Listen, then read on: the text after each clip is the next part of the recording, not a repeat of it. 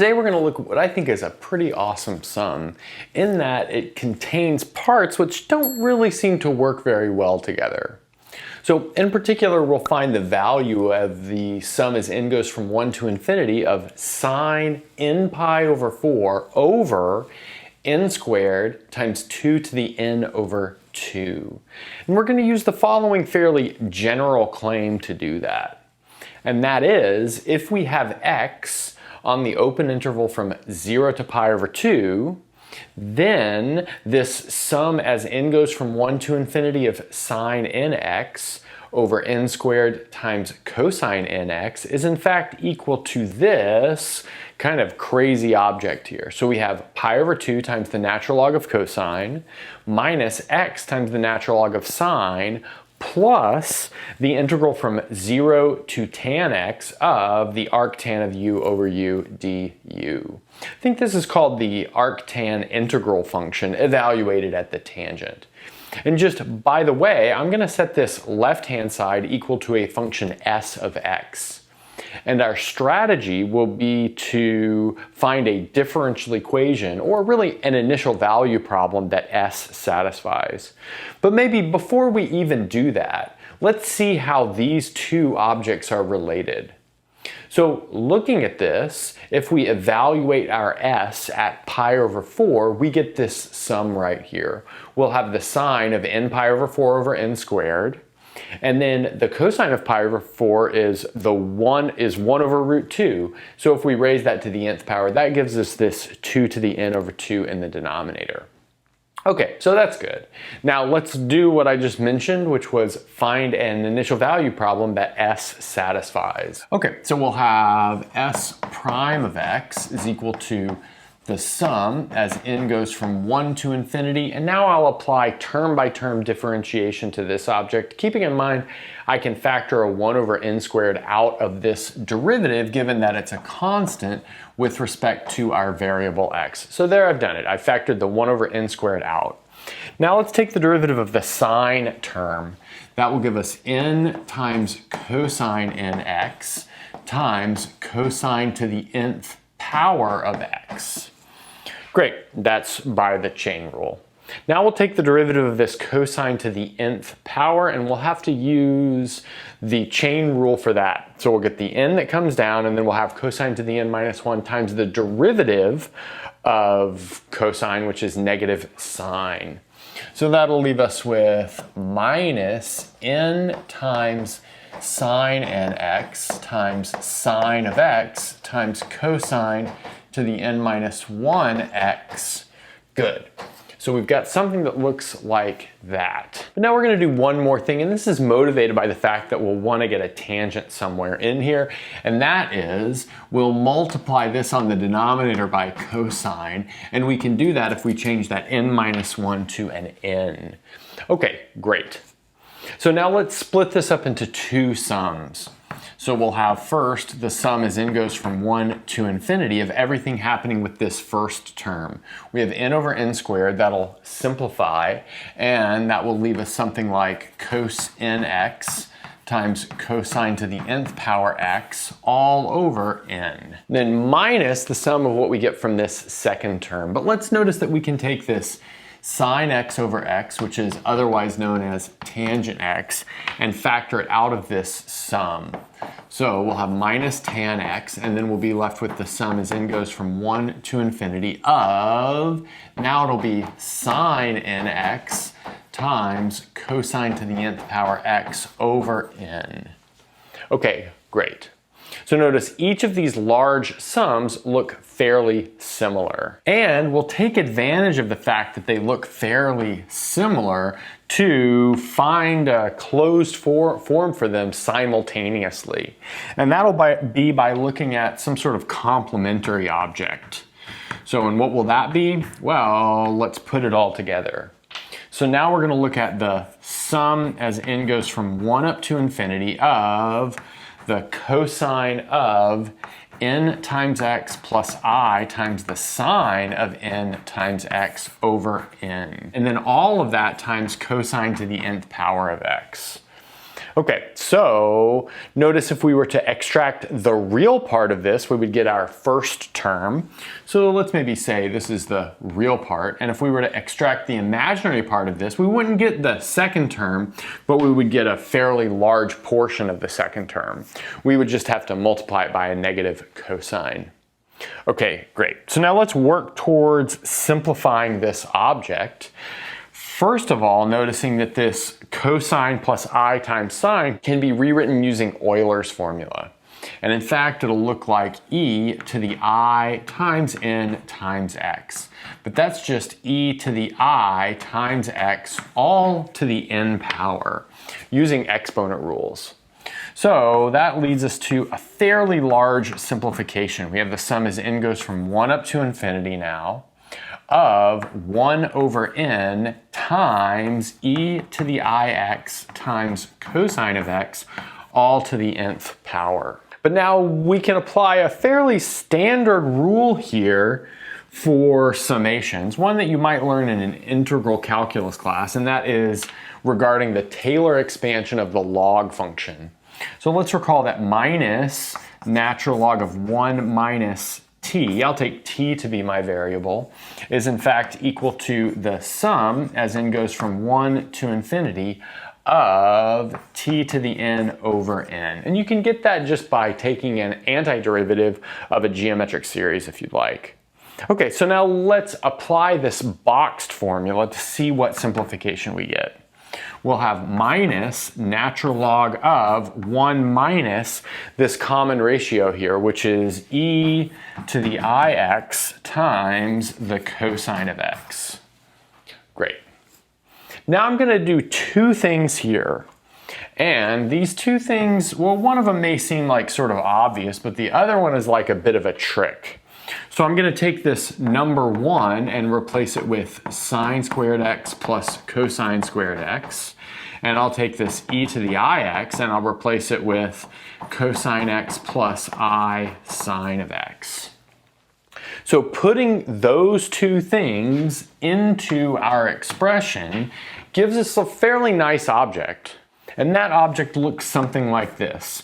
We'll have minus natural log of sine of x times sine of x minus I times cosine of x. So something like that.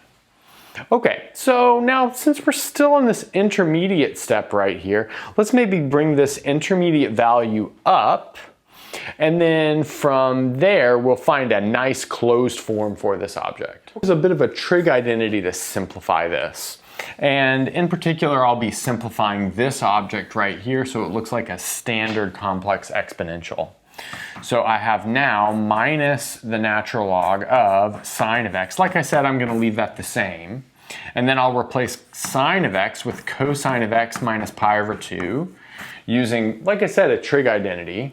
And then I'll replace cosine with the negative sine of x minus pi over 2. So that'll change my sine to plus I times sine of x minus, like I said, pi halves. Okay, great. So I need one more parentheses. Now, again, let's note that all of this right here is a standard complex exponential. It will be e to the I x minus pi over 2. Okay, so now let's rewrite this a little bit using also the fact that I've got some sort of product rule for the logarithm. That leaves me minus natural log of sine of x, and then minus natural log of e to the I x minus pi halves, something like that. But again, I can rewrite this as minus natural log of sine of x, and then I'll have minus I times x minus pi over 2. And then looking at the real part, which is the stuff that I'll put a blue box around, my minus natural log of sine x, and then the imaginary part, which isn't exactly what I have here, but it's up to a sign, so maybe I'll make this kind of gobble up the sign. You'll notice that I can replace this blue underlined stuff with the stuff in the blue box, and I can replace the green underlined stuff almost up to a sign with the stuff in the green box. So let's do that and keep going. So I just cut out everything in the middle, and now we know our derivative of our function s is equal to minus natural log of sine of x plus x minus pi over 2 times tangent of x. Let's also note that s evaluated at 0 is 0. So that's pretty clear because sine of 0 is 0. Okay, so from here, we can just take the antiderivative, keeping that initial condition in mind, and we'll have a nice closed form for s, hopefully. Okay, so we'll have s of x is equal to minus the integral from 0 to x of the natural log of the sine of t dt. So that's from that portion right there. And then we'll have plus the integral from 0 to x of t times the tangent of t dt. And then finally minus pi over 2 times the integral from 0 to x of tangent of t dt. Next up, let's do an integration by parts on this first integral. Okay, so since it's an inverse function, we'd probably like to let u equal that inverse function. So we have u is the natural log of sine of t. That makes du equal to cosine of t over sine of t by the chain rule, but that's in fact dt over tangent of t, or really cotangent of t, but we'll use tangent. And then dv will be equal to dt, which makes v equal to t.